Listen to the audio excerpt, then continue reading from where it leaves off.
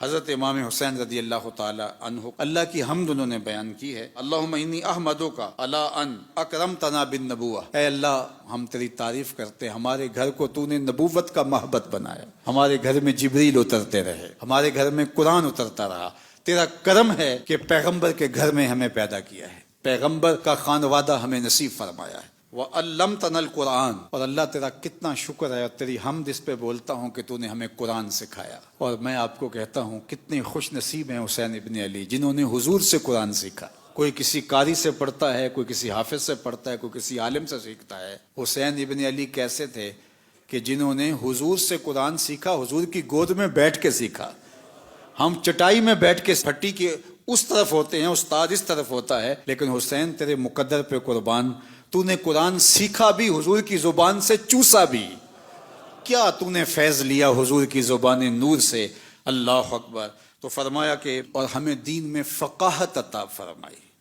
دین کی فقاہت بہت بڑا نور ہے۔ سرسری طور پہ دین کا نام لینا اور دین کو جاننے کا دعویٰ کرنا اور ہے، دین کی بصیرت نصیب ہو جانا، دین کی فقاہت نصیب ہو جانا، یہ بہت بڑی دولت ہے، اور اللہ جس کی بھلائی کا ارادہ کرتا ہے اس کو دین کی فقاہت عطا کر دیتا ہے، سمجھ عطا کر دیتا ہے۔ جب دین کی فقاہت نصیب ہو جائے تو وہ دین نافع بن جاتا ہے، وہ باطن کی ستھرائی کا، عفت کا، پاک دامنی کا ذریعہ بنتا ہے، وہ دین اللہ کی قربت کا سبب بن جاتا ہے۔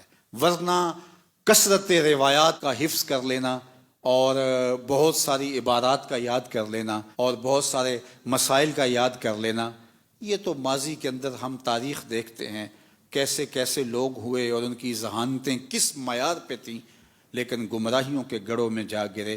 اس لیے اللہ سے فقاہت فی الدین طلب کرو، اللہ دین کی فقاہت نصیب فرمائے، دین کا حقیقی نور نصیب فرمائے۔ پھر فرمایا وَجَعَلْتَ لَنَا أَسْمَاعًا وَأَبْصَارًا وَأَفْئِدَةً، اور اللہ نے ہمیں سماعتیں بھی دی، بصارتیں بھی دی، اور ہمیں دل بھی عطا فرمائے۔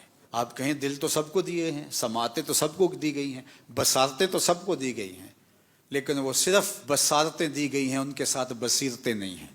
دل دیے گئے ہیں، لیکن وہ دل جو محبوب کی محبت کی آماجگاہ ہو، اور وہ دل جو نور سے معمور ہو، وہ دل جو عرش اللہ ہو، وہ سب کا دل نہیں ہوتا۔ ایک طرف وہ دل ہیں جو پتھروں سے بھی زیادہ سخت ہیں، اور ایک طرف وہ دل ہیں جو اللہ کا عرش بنتے ہیں۔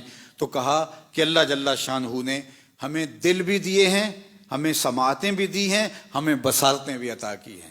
ان لوگوں کے بارے میں کہا گیا جو حق کو قبول نہیں کرتے کہ ان کی آنکھیں تو ہیں لیکن دیکھتے نہیں، ان کے کان تو ہیں مگر سنتے نہیں، ان کے دل تو ہیں مگر سمجھتے نہیں۔ اور پھر فرمایا صم بکم عمی فہم لا یرجعون، یہ گونگے بھی ہیں، یہ بہرے بھی ہیں، اور یہ پلٹ کے کبھی بھی نہیں آتے، یہ اندھے بھی ہیں۔ تو وہ ہیں آنکھیں رکھنے کے باوجود نابینا ہیں۔ اسی لیے اقبال نے کہا تھا دل بینا بھی کر طلب خدا سے، کہ آنکھ کا نور دل کا نور نہیں۔ تو کہا اللہ ہم تیرا شکر ادا کرتے ہیں، تو نے ہمیں سماعتوں کا نور دیا، بصارتوں کا جمال دیا، بصیرتوں کے اجالے دیے، اور ہمیں سمجھنے والا پاکیزہ دل عطا فرمایا۔ اللہ اکبر۔ اور پھر فرمایا وَلَمْ تَجْعَلْنَا مِنَ الْمُشْرِكِينَ، اور تو ہم کو مشرکین سے نہیں بنایا بلکہ اہل ایمان کے زمرے میں ہمیں رکھا ہے۔ تو اللہ کا شکر اس بات پہ بجا لاتے ہوئے اللہ کے حضور عرض گزار ہوتے ہیں، دعا کیجئے کہ سینے میں رکھا ہوا یہ دل دل ہی رہے، یہ پتھر نہ بن جائے، آنکھیں صرف دیکھنے والی نہ ہوں بلکہ آنکھیں معرفت کا نور اور بصیرت کا اجالا پانے والی ہوں۔ اللہ ہمیں سمع و بصر کا اور قلب کا حقیقی نور اور جمال نصیب فرمائے۔